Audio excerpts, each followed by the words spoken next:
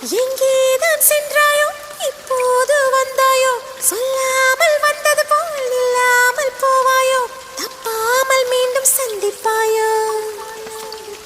நீ வரும்போது